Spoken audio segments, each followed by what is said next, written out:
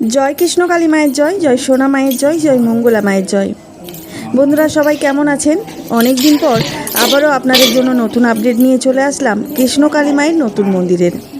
তো চলুন বন্ধুরা, স্কিপ করবেন না। আমি লিপসিং মিঠু, আবারও নতুন আপডেটের সাথে আপনাদের সাথে দেখা হলো। সম্পূর্ণ ভিডিও ওয়াচ করার চেষ্টা করবেন। আমি গুরুত্বপূর্ণ তথ্য নিয়ে হাজির হয়েছি।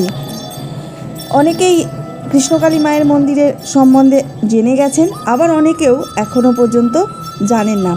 যারা এখনও পর্যন্ত কৃষ্ণকালী মায়ের মন্দির কোথায় বা কিভাবে যাবেন এটা জানেন না, চলুন আপনাদের জন্য বা কৃষ্ণকালী মায়ের যে মহিমা, অলৌকিক লীলা আমার ভিডিওর মাধ্যমে প্রকাশ করব।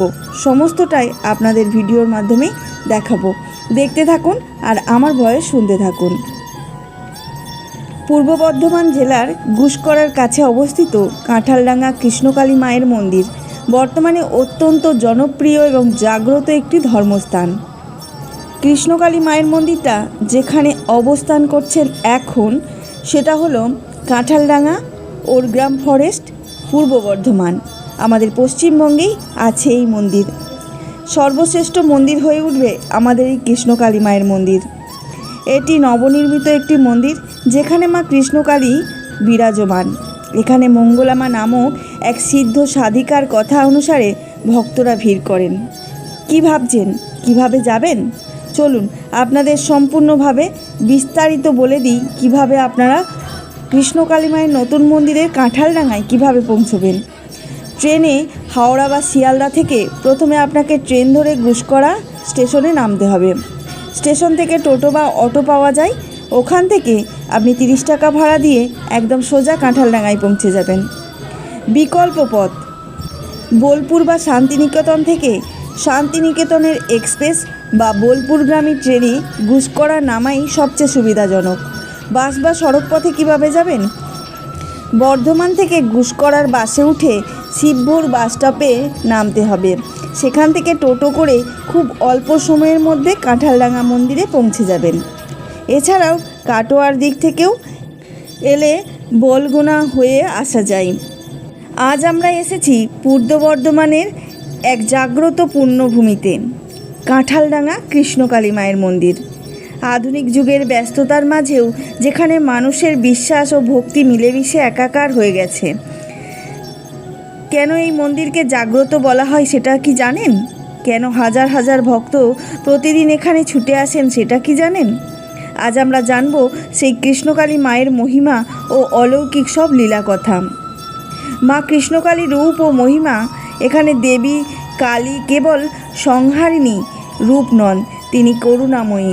কৃষ্ণকালী রূপের অর্থ হল শ্রীকৃষ্ণ ও মা কালী এক অভিন্ন।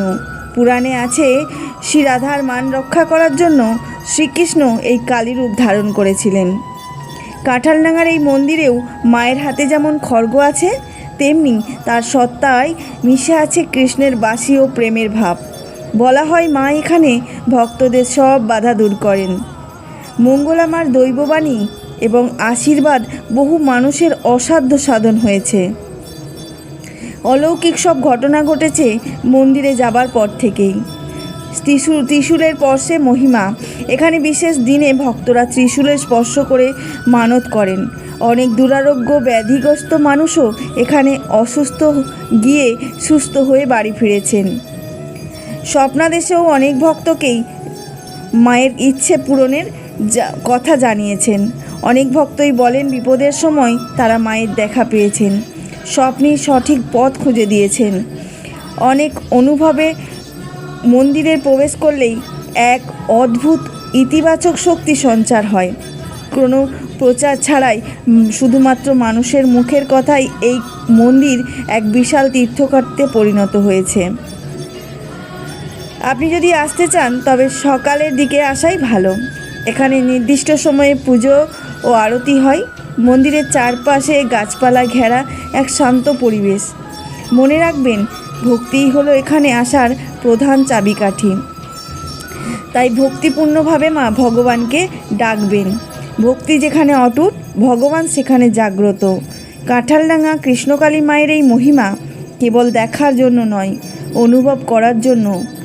সময় পেলে একবার অবশ্যই মায়ের দর্শন করতে আসুন কৃষ্ণকালী মায়ের মন্দিরে, যেটা এখন অবস্থিত গুসকরা কাঁঠালডাঙ্গা ওরগ্রাম ফরেস্টে। আজকের ভিডিওটি যদি ভালো লেগে থাকে অবশ্যই চ্যানেলটিকে সাবস্ক্রাইব করে রাখবেন, তাহলে পরবর্তী ভিডিও আপনার সামনেই চলে আসবে। অবশ্যই বেল আইকন ক্লিক করতে ভুলবেন না। জয় কৃষ্ণকালী মায়ের জয় নাম গান করতে থাকবেন। ভালো থাকবেন, সুস্থ থাকবেন।